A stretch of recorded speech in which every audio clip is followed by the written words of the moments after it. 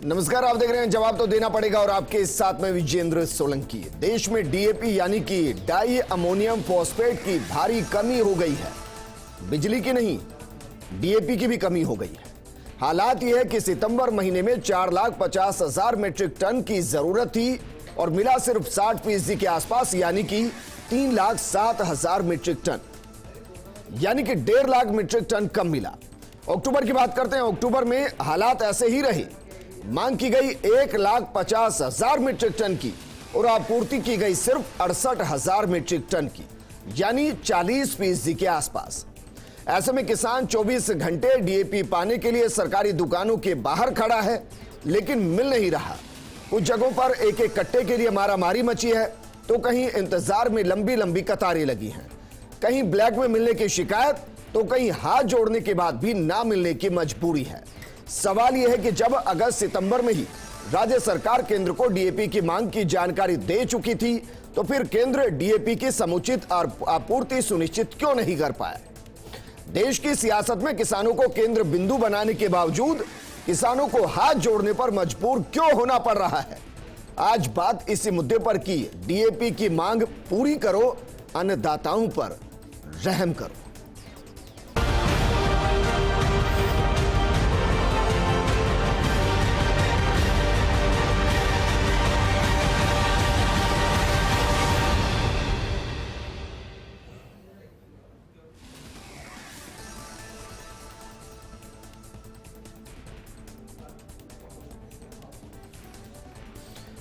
वर्तमान सच यह भी है कि जो कट्टा किसानों को 1,200 रुपए में मिलना है, अगर मिल जाए तो, जी हां 1,200 में अगर मिल जाए तो उस कट्टे पर 1,200 रुपए की सब्सिडी केंद्र सरकार देगी, क्योंकि डीएपी के एक बैग की कीमत लगभग 2,400 रुपए के आसपास है। डीएपी विदेशों से खरीदा जाता है और फॉस्फोरिक एसिड, अमोनिया आदि की कीमतें 60 से 70% तक बढ़ जाने से डीएपी के रेट बढ़ गए हैं।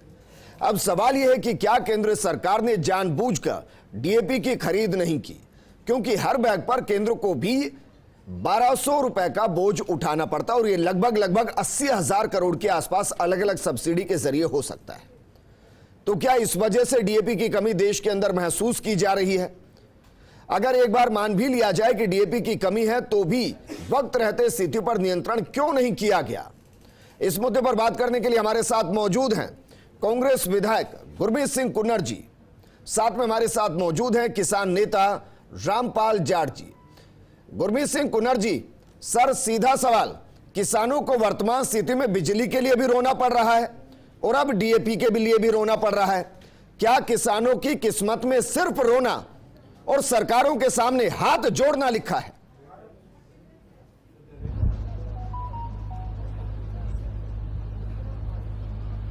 ये बात आपकी विजेंद्र जी बिल्कुल सही है कि किसान एक साल से रो रहा है। उसी का ही बदला लिया जा रहा है कि समय पर डीएपी की आपूर्ति नहीं हुई। जब अंतर्राष्ट्रीय अपने मार्केट में रेट बढ़ गए, जो कंपनियों को सब्सिडी देनी थी वो दी नहीं, तो कंपनियों ने डीएपी मंगाया नहीं, तो उसकी तंगी आ गई। जब माल ही नहीं है तो किसान को कहाँ से मिलेगा जी? लंबी जद्दोजहद के बाद अब जाकर सरकार ने तो कुछ आंखें खोली हैं कि डीएपी के कोई सब्सिडी बढ़ाई है कंपनियों की।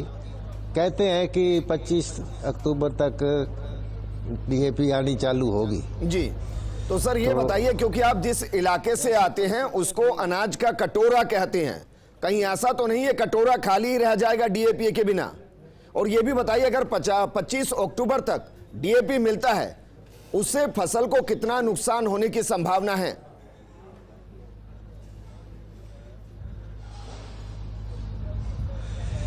जो डीएपी गंगानगर जिले की जो फसलें हैं, खासकर सरसों की बिजाई, वो तो तब तक हो चुकी होगी जी। गेहूं का बिजाई इस बार होगी नहीं, क्यों? पानी की कमी है। लेकिन गंगानगर जिले में लगभग 36,000 मैट्रिक टन की जरूरत पड़ती है। वो 3,000 मैट्रिक टन पिछले सालों की बची हुई थी, पुरानी थी, उससे लोगों ने थोड़ा बहुत काम चलाया। 10 गट्टे वाले ने 1 थैला लिया जी। तो बड़ी बुरा हालात है। ऐसे में सरसों की फसल होना भी मुश्किल है। गेहूं की फसल की तो हम उम्मीद ही छोड़ चुके हैं कि डैमों में पानी नहीं है, नीचे का पानी हमारे ट्यूबवेल कामयाब नहीं है जी। तो डीएपी का ना मिलना किसानों पर बहुत भारी मार है। ठीक है सर, वापस मैं आपके पास आऊंगा। रामपाल जाट जी, ऐसा तो है नहीं कि पहली बार डीएपी की किसानों ने जरूरत महसूस की होगी, हर साल डीएपी चाहिए होता है। इस बार ऐसा कौन सा संकट आ गया कि लंबी लंबी कतारें नजर आ रही है? हालांकि हमने वो दौर भी देखा है जब लाठियां चलती थी, बंदूकें चलती हमने देखी और ऐसा लगा मानो बैंक से पैसा लूटा जा रहा हो डीएपी के लिए, उस तरीके की मारामारी थी। क्या वही हालात फिर बनने वाले हैं? सोलंकी साहब, हालात पहले जैसे थे फिर बढ़ जाएंगे जी। फिर हम चाहेंगे ऐसे हालात नहीं बने, ये किसी के भी हित में नहीं है। और ये मैं तो कहूँगा पूरी तरह से ये सरकारों की विफलता है।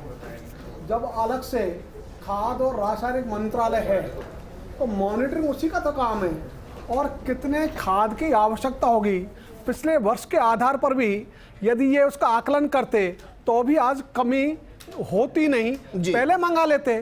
तो जो चीज़ मंगानी थी, पैसे बढ़ गए घट गए। हम तो ये चाहेंगे कि भाई ये जो उत्पादन होगा ये देश के लिए होगा ना, अकेले किसान के लिए तो नहीं होगा जी। और किसान जो उत्पादन करेगा वो देश के लिए करेगा। आज पूरे देश में हम खाने का तेल बाहर से मंगाते हैं, दालें बाहर से मंगाते हैं। अब यदि सरसों के लिए, चने के लिए जो भी बुवाई का समय चल रहा है, सरसों का तो चने का शुरू होने वाला है और फिर गेहूं का आने वाला है। यदि इन फसलों के लिए किसानों को बोते समय डीएपी नहीं मिला तो उनकी जो बुवाई का क्षेत्र है वो घटेगा या उत्पादन घटेगा। तो सरकार ने मतलब जहां ये कह रहे हैं कि 2022 में जब हम एंट्री करेंगे तो आय दोगुनी नहीं आधी हो जाएगी। निश्चित रूप से सोलंकी साहब, ये जो घोषणाएं हैं, हमको तो वो घोषणाएं सुनते हैं तब तो बहुत अच्छी लगती है जी कि भाई हमारी आय दोगुनी होगी। अब तो आय दोगुनी छोड़ो, जब घोषणा की 2016 में बजट में, उसके बाद से किसानों की आय घट गई। और यदि ऐसी पानी की, बिजली की, खाद की, ये सारे संकट उसको झेलने पड़े जो देश के लिए उत्पादन करता है, देश के लिए पैदा करता है, वो जाएगा कहाँ, किसके भरोसे रहेगा? या तो सरकार कह दे हम ये कुछ भी नहीं दे सकते, किसान अपने स्तर पर व्यवस्था करे, तो भी हम कर लेंगे भाई, कहो तो सही। तो आप तो ये भी नहीं कहते। तो आपको जब वोट चाहिए तब तो आप इन सबको जोड़ देते हो वोट से कि हमने व्यवस्था कराई, हम कोई बनता है ये जो है ना साक्षात अवतार है भगवान का, इसलिए कोई अपना आपको क्या क्या उपाधि देता है किसानों के लिए, किसान मसीहा, पता नहीं क्या क्या बनते रहते हो, और तुमको जन्मदिन मनाने से फुर्सत नहीं है। इसलिए भाई ध्यान दो इन बातों पर, देश के लिए, देश के उत्पादन के लिए, किसान को समय पर। मनीष पारिक जी भी जुड़ चुके हैं। मनीष पारिक जी, ना तो बिजली मिल रही है किसानों को और ना ही अब डीएपी मिल रहा है। मैं जानना चाह रहा हूं किसानों को लेकर कोई चिंतित है भी या नहीं, या सिर्फ जुबानों पे चलता रहेगा कि अन्नदाता है अन्नदाता है और उसको मर्दे पर छोड़ दिया जाएगा? नहीं, जुबानी तो कुछ नहीं है विजेंद्र, ये बात तो सही है कि उसके अंतर्राष्ट्रीय रेट बढ़ गई है, कंजम्पशन भारत में होता है, पक्की बात है, लेकिन प्रोडक्शन भारत में नहीं है और जो विदेश पे निर्भरता है वो कम होनी चाहिए निश्चित तौर पर। इसीलिए कहा जाता है क्योंकि ऐसे संकट में फिर मुसीबत सामने आती है। आपने देखा कि जो भी कोरोना काल, प्राकृतिक आपदा नहीं है मनीष जी, ऐसा नहीं है कि देश में पहली बार डीएपी मंगाया जा रहा है, ऐसा नहीं है कि इससे पहले किसान डीएपी की मांग ही नहीं करते थे। जब बीते साल के मुकाबले भी इस बार डीएपी नहीं मंगाया गया तो क्या केंद्र सरकार जिम्मेदार नहीं? नहीं, मैंने आपको कहा जो मांग आपूर्ति का जो सीधा सीधा सिलेबस होता है उसमें अगर डिमांड ज़्यादा हो और आपूर्ति कम हो तो निश्चित तौर पर संकट आता है, एक बात। दूसरी बात यह है कि अगर डिमांड 1.25 लाख मीट्रिक टन की है और आपको 66,000 मीट्रिक टन मिल रहा है तो निश्चित तौर पर प्रॉब्लम होगी, इसमें कोई दो राय नहीं है। उसका कारण ये भी है कि डाई अमोनिया फॉस्फेट की जितनी खानें हैं जहाँ से कच्चा माल मिलता है वो भारत में नहीं है, तो इसलिए भी वो उस पर रहती है। अब जो व्यापारी है, मंगाया जा रहा है क्या मनीष जी? मैं जानना चाह रहा हूं क्या 75 सालों में या कभी भी पहली बार मंगाया जा रहा है? विदेशों पर निर्भरता पहली बार है, पहली बार ऐसा हो रहा है कि मोदी सरकार बाहर से डीएपी खरीद रही है।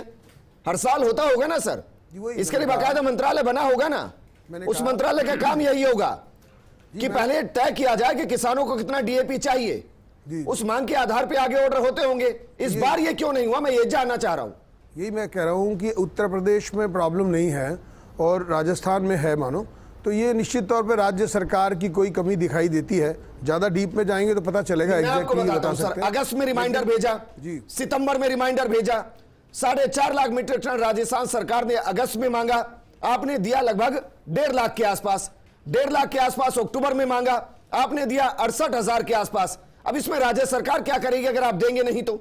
अप्रैल में बात होनी चाहिए थी, उसकी अब कर रही है, क्योंकि ये पक्की बात है जहाज से आती है, आपने ये देखा ही होगा। और जब वो लाने में उसमें जो टाइम लगता है, उसमें हम तो ये कहेंगे कि जब ये अप्रैल में आता विषय तो ज़्यादा ज़रूरी था, उस समय होता तो कुछ हो सकता था। दूसरी बात, जो मार्केट प्राइसेस की बात भी है, जो व्यापारी है उसको आयात करते हैं, वो उन्होंने कम आयात किया। ये विषय सरकार के हाथ में नहीं है आयात करने का, वो तो व्यापारी करेंगे। और जब व्यापारी लोगों को पहले से अंदेशा होता है, उस हिसाब से वो अपना कैलकुलेशन करते हैं। लेकिन ये जो व्यापार की गलती है, व्यापार की चूक है, उसको बड़े आसानी तरीके से केंद्र सरकार पे डाला जा रहा है। जो बिजली और पानी की बात तो आप जानते ही है, वो तो उस पर तो केंद्र सरकार जिम्मेदार नहीं है ना। वो कई कहेंगे कि तार उस कंपनी में बनता है इसलिए ये जिम्मेदार है, वो अलग बात है। लेकिन पानी की प्रॉब्लम और जो बिजली की प्रॉब्लम दीजिए सर, फिर कह दीजिए कि केंद्र सरकार डीएपी के लिए जिम्मेदार नहीं है। अगर किसानों को मिले तो भी अच्छा, नहीं मिले तो भी अच्छा, केंद्र सरकार का कोई लेना देना नहीं, कह दीजिए सर। ये नहीं होता है, ये तो नहीं हो सकता। मैंने आपको कहा जिन व्यापारियों को आयात जिम्मेदारी लेंगे भी नहीं और आप कहेंगे कि हम जिम्मेदार भी हैं, ऐसे कैसे चलेगा? मैंने कहा आयात करने वाले जो लोग हैं वो अपने हिसाब से आयात करते हैं, अपने मुनाफे के हिसाब से या व्यापार के हिसाब से, वो जाने। लेकिन जितनी डिमांड उनको होती है उस हिसाब से ही आयात करते हैं।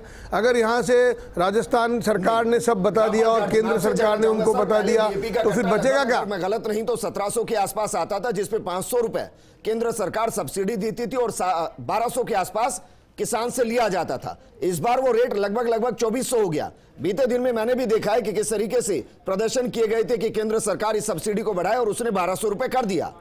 क्या व्यापारी इस कंफ्यूजन में ज्यादा माल नहीं खरीद पाया जितने की जरूरत थी, कि उनको यही नहीं पता था कि सब्सिडी का पैसा केंद्र कितना देगी या नहीं देगी, किसान खरीद भी पाएंगे या नहीं पाएंगे? इस कंफ्यूजन की वजह से स्थिति बनी है। सोलंकी साहब, पूरे हिंदुस्तान में राजस्थान सहित प्राथमिक ऋणदात्री सहकारी समितियां बनी हुई है जी, उनके माध्यम से सारा ये खादों का वितरण होता है। उनकी डिमांड अप्रैल नहीं मार्च में आ जाती है और मार्च से उनकी डिमांड आई हुई है जी। राज्य सरकारें जितनी भी होती है सब अपनी ओर से डिमांड भेज देती है।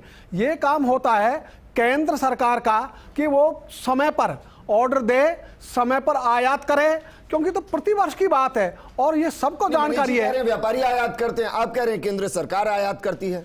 केंद्र सरकार के बिना पत्ता भी नहीं हिलता, चाहे व्यापारी हो चाहे सरकार हो जी। इसलिए यदि व्यापारी भी आयात नहीं करेगा तो केंद्र सरकार स्वयं आयात करे, वो व्यापारी को भरोसे क्यों रहेगी? इसलिए व्यापारी व्यापार किस ढंग से करेगा? या तो उन पर नियंत्रण नहीं केंद्र सरकार का, और नियंत्रण है तो वो नियंत्रण उन पर रखना नहीं चाहती जी। या फिर जैसे एक उदाहरण मैं आपको दूं, टोंक में हमने एक स्टडी की, 8000 खाद ये कट्टे चाहिए थे और वहां अभी व्यापारियों से 6000 कट्टे हैं, लेकिन वहां वितरण नहीं हो रहा, ये संकट है। तो जितना वहां खाद पहुंच गया जी, प्राइवेट लोगों के पास, वो रात में देते हैं दुकान खोलकर, क्योंकि उसमें वो 2000 रुपए तक वसूल करते हैं, चला जाता है। हाँ, इसलिए सर, इसलिए तो इस पर नियंत्रण कौन करेगा? ये दोनों सरकारों का काम है, राज्य का भी केंद्र का भी। तो दोनों सरकारें मिलकर करें, अच्छा तो यह है कि आपस की लड़ाई में उत्पादन और उत्पादकता को घटाने लग जाएं, किसान पर मार करने लग जाएं। मैं तो फिर इसका मतलब ये समझ रहा हूं सर कि एक तो किसानों पर पहले ही मार है और जो रही सही उनको राहत मिल सकती है, उसको मुनाफाखोरों ने पैसा कमाने का जरिया बना लिया है। सर, किसान तो दोहरी मार झेल रहा है। सोलंकी जी, बिना सरकार के सहयोग और संरक्षण को हो नहीं सकता कि कोई भी ब्लैक मार्केटिंग कर ले। जब तक सरकार के अधिकारी उनके साथ शामिल नहीं होते, किसी की मजाल क्या, हर जो लाइसेंसधारी है उसका रिकॉर्ड सरकार के पास है, ऑनलाइन है, किसके पास कितना माल है उसके गोदाम में, ये ऑनलाइन है। फिर यदि आप उसकी मॉनिटरिंग नहीं करोगे, उसको नियंत्रण नहीं करोगे। गुरमीत सिंह कुन्नर जी, सर पहली समस्या तो यही कि डीएपी है नहीं, जितना चाहिए उतना है नहीं, और दूसरी उससे बड़ी समस्या ये कि जितना डीएपी है उसको व्यापारी अपने हिसाब से बेच रहे हैं, बैकडोर बेच रहे हैं। 1200 को कट्टा 1400, 1500, 2000 तक बेचा जा रहा है। यानी कि किसानों को कमाई का जरिया बना लिया है। राहत तो बहुत दूर की बात है सर, इसको कैसे कंट्रोल करेंगे?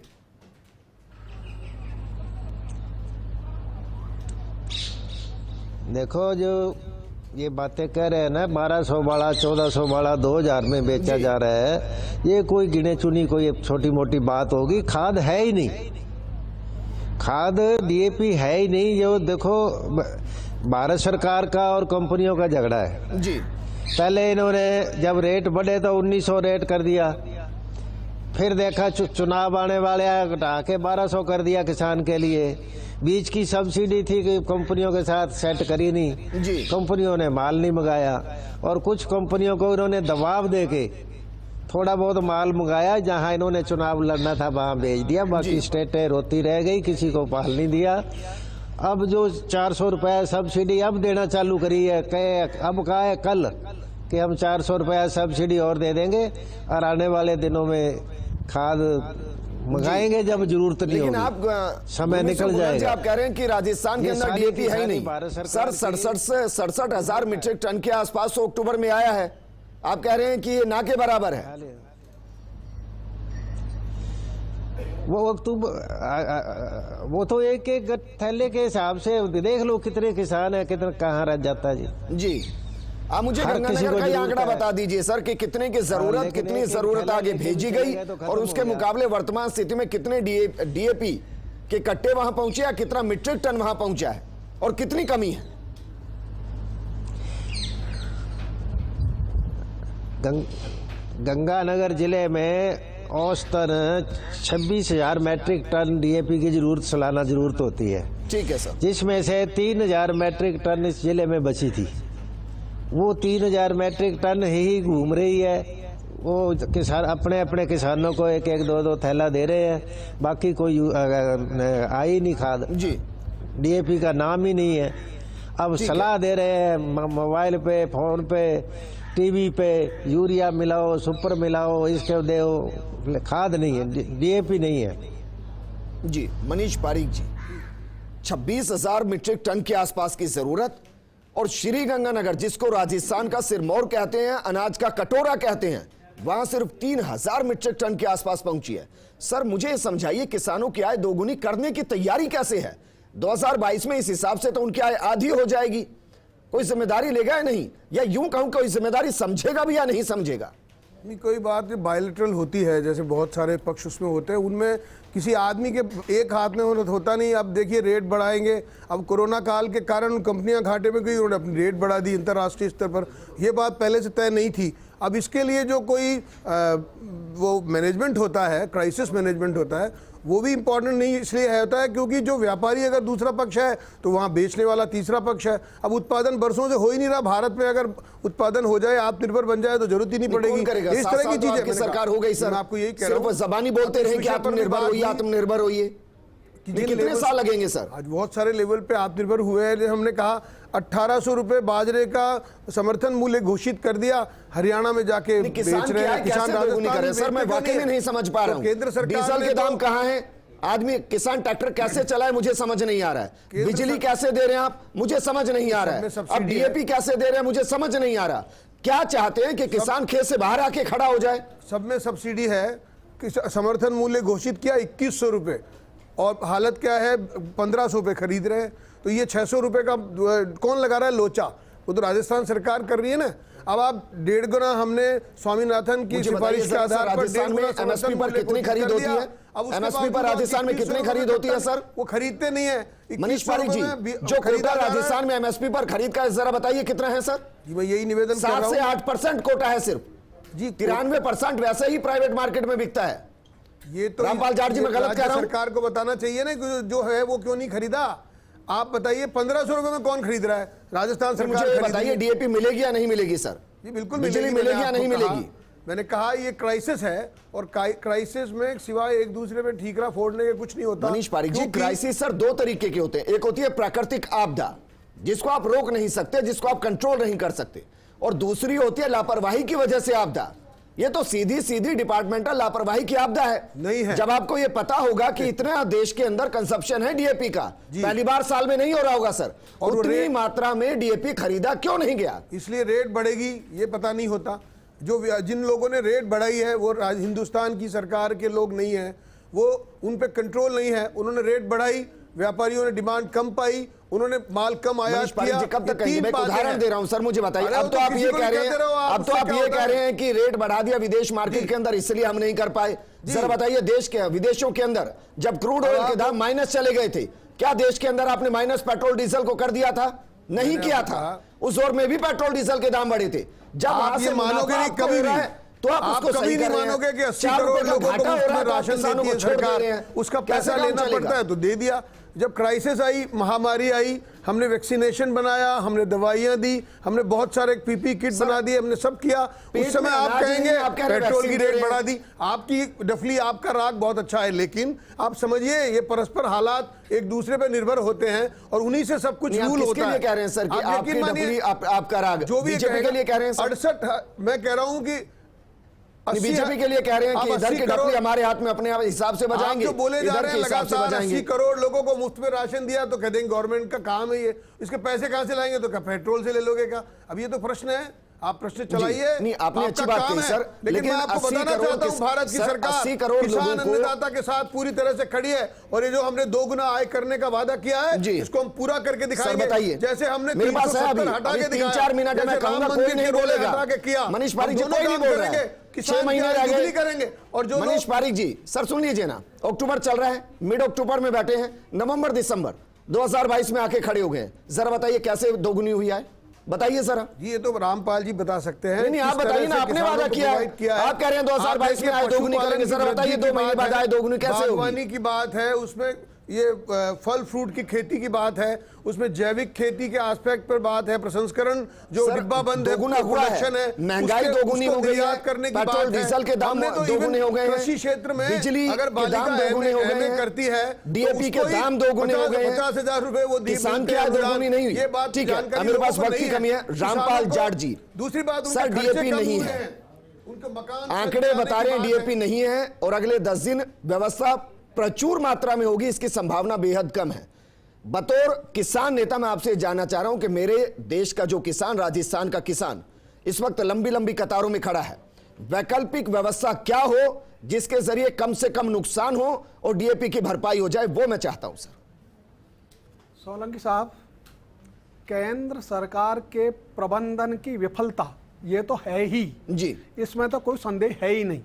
दूसरा, जब 2005-06 में राजस्थान में इसी ढंग का क्राइसिस आया था डीएपी का, तो उस समय की राज्य सरकार ने निर्णय लिया था कि केंद्र के अधिकारों को डायल्यूट करते हुए हम डीएपी सीधा आयात करेंगे, और ये बजटीय प्रोविजन था जी। अभी भी ये किया जा सकता था इस सरकार के द्वारा भी, जब उनको लगा कि क्राइसिस है तो ये सरकार भी ये कहती कि हम केंद्र के अधिकारों को डायल्यूट करते हुए हम डीएपी मंगाएंगे सीधा, तो सीधा मंगाते। सब्सिडी तो जो मिलनी थी वो केंद्र उतनी देता ही, उसमें कहीं किसी की कटौती नहीं। इसलिए मैं तो कहूंगा केंद्र और राज्य ऑप्शन बता दीजिए सर, किसान के पास ऑप्शन क्या है? फसल बच जाए, कम से कम नुकसान हो, डीएपी की वैकल्पिक व्यवस्था हो जाए, जो भी उसकी जगह इस्तेमाल होना है, क्या हो सकता है? सोलंकी साहब, सरकार ने जो सिखाया 1965 के बाद से जी, हरित क्रांति के नाम पर, वो रासायनिक खेती सिखा दी, और पूरा हिंदुस्तान का किसान उनका चक्र में फंसा हुआ है। इसलिए आज इसका यदि विकल्प ढूंढेंगे तो हमको नहीं मिल पाएगा। इसलिए डीएपी के जगह तो डीएपी ही चाहिए, और डीएपी मंगाने के लिए केंद्र सरकार को एफर्ट्स करने चाहिए थे, उन्होंने नहीं किए। राज्य सरकार को एफर्ट्स करने चाहिए थे, उन्होंने नहीं किए। इन्होंने ये क्या क्या पल्ला झाड़ लिया, हमने 2 बार पत्र लिख दिए, हमने 3 बार पत्र लिख दिए, हमने डिमांड भेज दी। अरे आप दिल्ली जाकर बैठे क्यों नहीं? तो जो राजनीतिक प्रतिनिधि है उनको दिल्ली जाकर बैठना चाहिए था और ये कहना चाहिए था हम किसानों के लिए लड़ेंगे। ठीक है, किसानों में मुझे चाहिए गुरमीत कुन्नर जी, फाइनल कमेंट 2। पहला ये कि राज्य सरकार डाइल्यूट करके खुद उसने डीएपी क्यों नहीं खरीदा, अगर उसके पास ये पावर है तो। दूसरा सवाल सर आपसे ये, आपके पास अगर डीएपी का कोई विकल्प हो तो वो मेरे किसानों को बता दीजिए, ताकि कम से कम खेतों के अंदर नुकसान हो।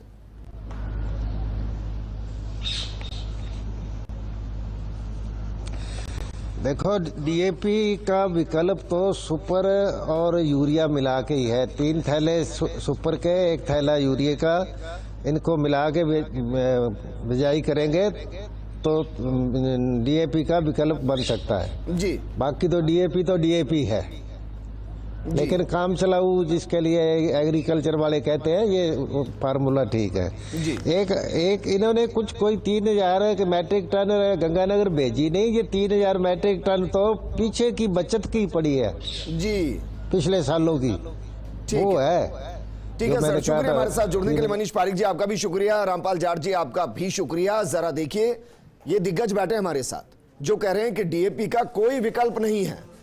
कमाल की बात यह है कि जिसका कोई विकल्प नहीं है उसकी वैकल्पिक व्यवस्था छोड़िए, पूरा प्रबंधन करने में सरकारें फेल रही हैं और कह रहे हैं कि किसानों के प्रति चिंतित हैं, किसानों की आय को दोगुना करना है, उनकी फसलें बर्बाद होंगी डीएपी के बिना, किसी को कोई फर्क नहीं पड़ रहा। उम्मीद करेंगे कि जल्द से जल्द जो ये व्यवस्था बिगड़ी है ये सुधरती नजर आए और जो रोता हुआ किसान है वो हंसता हुआ दिखाई दे। नमस्कार।